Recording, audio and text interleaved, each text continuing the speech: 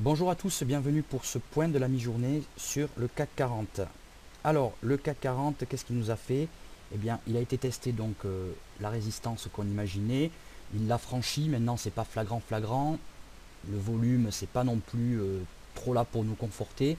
Quoi qu'il en soit, c'est franchi et on garde notre biais haussier dessus sur l'indice et sur l'après-midi avec un peu de prudence quand même, hein, parce que le volume n'est pas là et on voit que c'est assez pénible.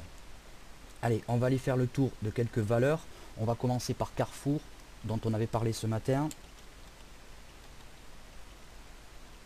Voilà.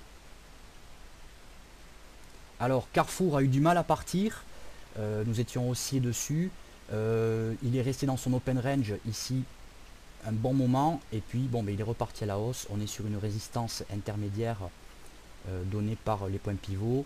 Donc, visiblement en route pour, eh bien, pourquoi pas ce haut-là, ici. Je vais le tracer. Voilà. Qui me paraît être un bon niveau. Voilà. Donc cette zone-là à surveiller de très près. On a un RSI qui est à la limite du surachat. Bon. Voyons le graphique 1 heure, ce que ça donne. Bon, il est bien au-dessus de sa zone de neutralité. Le stock est repassé au-dessus de sa zone de neutralité. Bon, pas grand-chose à signaler dessus. Alors on va aller voir France Télécom qui nous a fait défaut ce matin puisque nous étions plus haussiers qu'autre chose. Et finalement, France Télécom est parti direction le sud. Alors, voilà. RSI sous sa zone de neutralité. Ici, bougie à petit corps à l'approche de la 5 span A. Ben, possible départ vers le bas, donc, et puis objectif, donc les 8,15,90. Le scénario qui invaliderait tout ceci serait la cassure de la 5 span B ici, qui nous mettrait en alerte sur un possible départ haussier. On va aller voir Safran.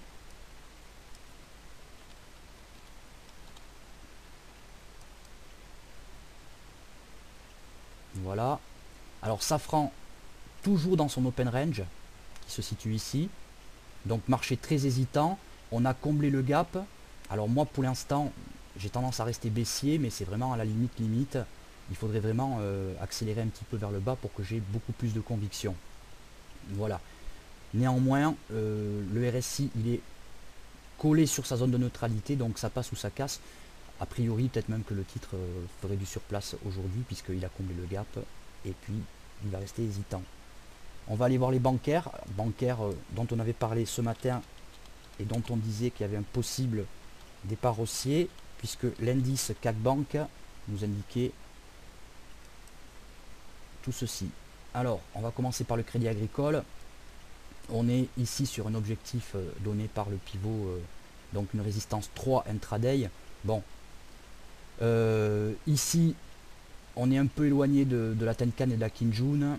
Il y a peu de potentiel, le RSI il est suracheté. Il n'y a plus grand chose à faire. On va aller voir la BNP qui a eu beaucoup plus de mal à décoller, sur laquelle il reste un peu plus de potentiel. Voilà, si ce n'est qu'elle est en train de marquer le pas un peu. Voilà, donc on reste haussier pour le moment sur la BNP. Et puis on va aller voir le titre LVMH dont on avait parlé ce matin, puisqu'il est sur un niveau clé.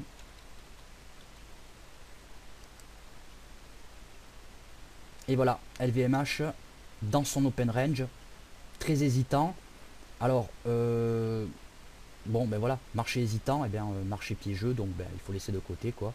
En cassure de l'open range, pourquoi pas une consolidation un peu plus prononcée, pourquoi pas, mais en tout cas c'est très spéculateur puisque c'est quand même plutôt haussier pour le moment sur les unités de temps supérieures. On va aller voir le 1 heure. Voilà, bon pour l'instant on n'a pas de vrai signe de départ à la baisse.